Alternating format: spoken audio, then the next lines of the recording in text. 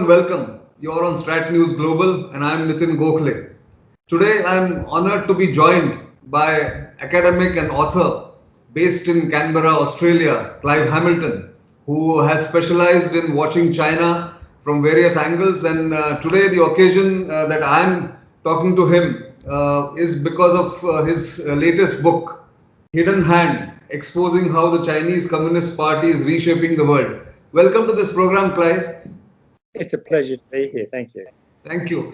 In fact, I was reading through this book, rather rapid reading because it came to me about 3 days ago.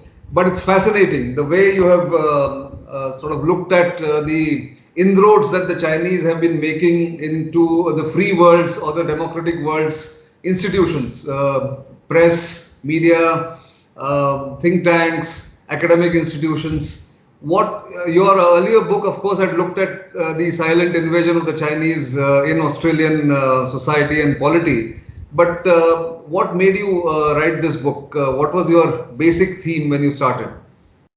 Well, I'm not a China expert, sinologist, or one of these people who spent years working in China and learning Mandarin. I'm a public intellectual who writes mostly about environmental issues. But about 4 years ago, there are a series of newspaper stories in Australia about wealthy Chinese or Chinese Australian businessmen who had become the largest financial donors to Australia's political parties. And then one or two other news stories said that some of these people have links to the Chinese Communist Party. And this struck me as being extremely important and really rather worrying. And so I decided to begin investigating it. And as soon as I did, I realised that there was something much bigger and more important and more worrying happening in Australia. And it was really that which led me into spending now some 4 or 5 years doing nothing else but investigating the way in which the Chinese Communist Party systematically and carefully and covertly tries to influence and interfere in the politics of other countries. That's great. That shows your deep research and the time that you have spent. One of the things that you start off with is talking about the Belt and Road Initiative as a discourse control mechanism. And it shows the way they're trying to get into smaller countries, get them into debt trap, and then, of course, try and control their national assets. Tell us a little more about what do you think of BRI and what effects it has had on the world? Well, in the outside world, the story about the Belt and Road Initiative has been a way in which China has made use of its surplus capital and its capacity to build infrastructure. And so it's presented as a way for other countries to benefit from China's capital and its expertise in building infrastructure. But when you look at how Belt and Road Initiative is debated and discussed and reported within China, particularly within the Chinese Communist Party media, they're quite clear that the Belt and Road Initiative is a grand project, which is the brainchild of Xi Jinping, aimed at asserting China's strategic influence in the rest of the world.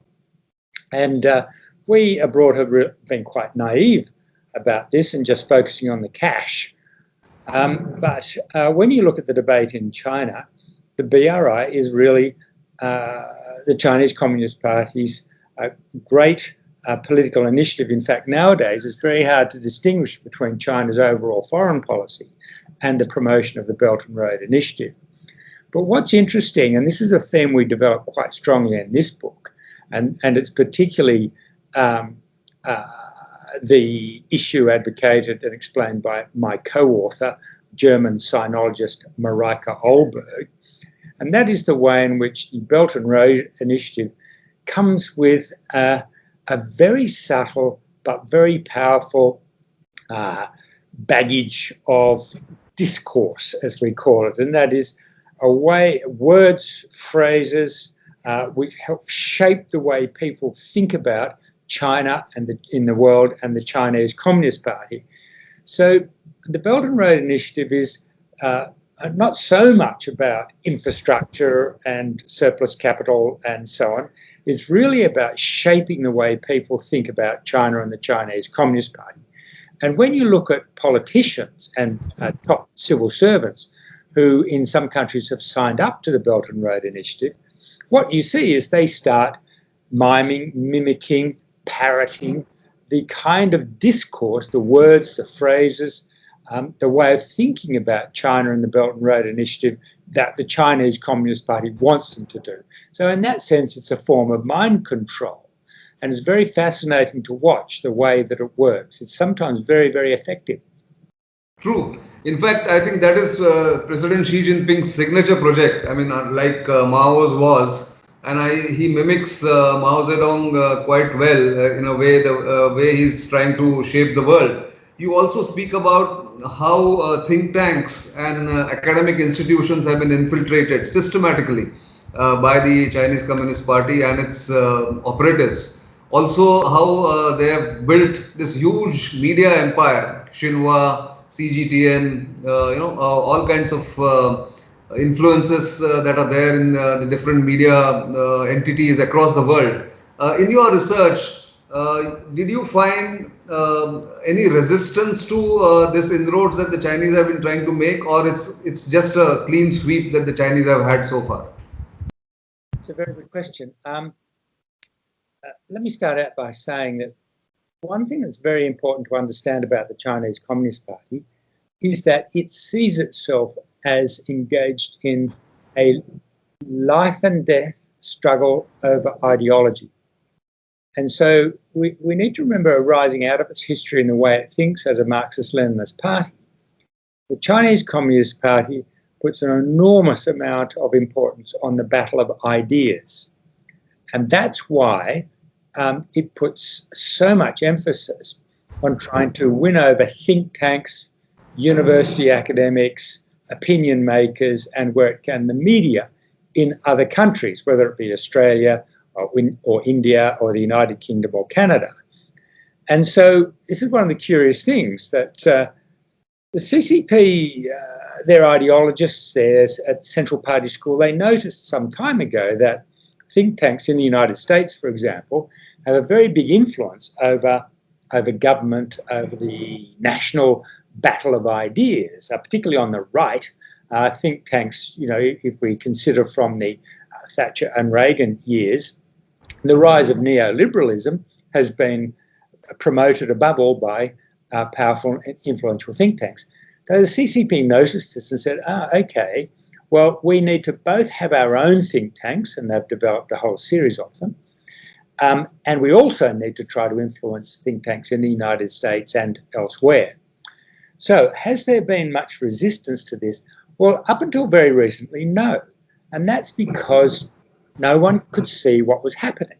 It was being done in a, people could kind of see a little bit of CCP or China, money from China, from Chinese businessmen or companies like Huawei, or links with Chinese think tanks. People think, oh, great, intellectual exchange, engaging with the Red Dragon, this is a good thing, until you start to understand how the CCP operates and what it is gaining out of these links and the way in which it can neutralise and then influence think tanks. Some of the most best-known think tanks in the world have been influenced to take a more pro-Beijing view. And once this is pointed out, the first thing that happens is you get a lot of resistance.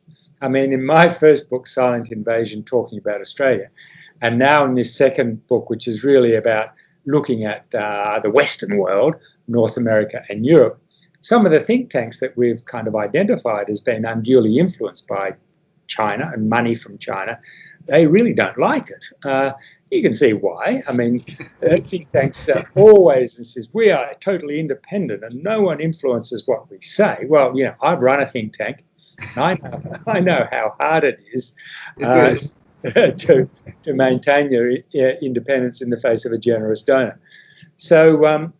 But I think there are many people now starting to look more carefully at the statements coming out of think tanks in the United States in particular, also in Australia, and it's just starting in the United Kingdom that people are starting to look a little bit more carefully at what think tanks like Chatham House are saying about China. True. Well, just quick follow-up question, and then I've got a couple of more other questions on the other influence operations, if I may call that. Did you find any such evidence of the Chinese trying to make inroads into India, or did you not really look at India that seriously as you've done with the United States and Europe?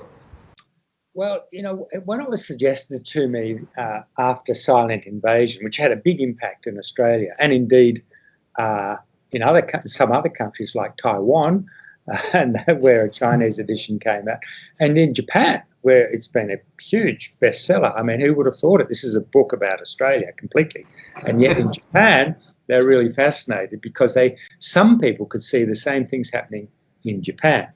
But anyway, someone suggested I write a book about CCP influence in the world, and I said, "Oh, that's such a vast topic. I'll confine it to the West." But I've always got my eye on other countries, particularly Southeast Asia, the subcontinent, and in Africa. Huge problems in Africa, and the CCP is trying to do the same thing everywhere, including in India. It adapts its strategy for the circumstances in particular countries. As good Marxists, they look at the objective conditions and the contradictions within society, and they mould their strategies to make use of the biggest levers that they can. It's definitely happening in India, and I'm just hoping that someone in India will write a silent invasion for India, because I'm sure it will be a huge eye-opener. Because what you will see is CCP over the last 20, 30 years, and particularly over the last 10 or 15 years, has been targeting India's elites. They always do this. The political elites, the business elites, the academic and intellectual elites, and also in the media and the culture industries as well. And they will, through a range of often very subtle strategies, win over these senior members of the elites, and gradually, sometimes I'm sorry to say quite quickly, they become essentially apologists for Beijing. So I've no doubt at all if somebody with the right qualifications in India decided to write such a book, then that person initially, and then when the book comes out, everyone in India would really be quite shocked at how deep those influence networks are. I think India is beginning to realize that, but I can tell you from personal experience that in the last 20 years, the 20 years of this century, the Chinese cities and Chinese government invitations were the most attractive invitations in the world for academics and even media, some of the think tanks. So that's not surprising, because I think the world was making a beeline to Beijing in a way. It started with the West and slowly, gradually moved to the East. But do you see a kind of a pushback beginning to happen against CCP or China, given the huge negative sentiment that is sweeping through the democratic world, especially after the coronavirus pandemic has hit the world? Yes, but it's very mixed. In Australia, there's now a very strong pushback and a systematic and increasingly forceful resistance coming from Canberra, from the federal government, to the CCP's influence attempts in Australia. But we still have a long way to go. I mean, out there, in the state capitals, where state governments run their, the 6 states and the 2 territories in Australia, CCP has a lot of influence in some, like in Melbourne and in Perth and in Darwin. And so that's kind of the next frontier of pushing back. And bear in mind that Australia is probably leading the world in the understanding and pushback. In other words, in protecting democracy and sovereignty from CCP influence and infiltration. In the United States, of course, we've seen a very big pushback led by Donald Trump. But in Washington, D.C., there is, I think, only one major issue where there is bipartisan agreement, and that is on the need to push back against China. And then there are other countries where it's a really mixed picture. In Canada, for example, civil society has woken up in broad terms to CCP influence. They're very worried about it. But the government, the Trudeau government, it's like the deer caught in the headlights. They immobilized. They don't know what to do. And this results from 2 decades or more of careful cultivation by the CCP of top levels of the political business elite in Canada, including the Trudeau family, or in particular, the Trudeau family. So it depends on where you are. Britain's just starting to wake up in the last months due to COVID, and Hong Kong. Germany, it's got a long way to go. Chancellor Merkel saying no, we want to build closer relations with China, and no, we're not going to complain about human rights violations. We must protect our auto industry exports. So it's a very, very mixed picture. True. I can tell you our Indian experience. I think the scales have fallen from the Indian elite, both political and business, with the Chinese actions in recent times, the aggression that they've shown on the border, and also the old thought process that was there in the government that both China and India can rise peacefully together. There's enough space in Asia. I think that notion has been completely shot by the Chinese actions, thankfully.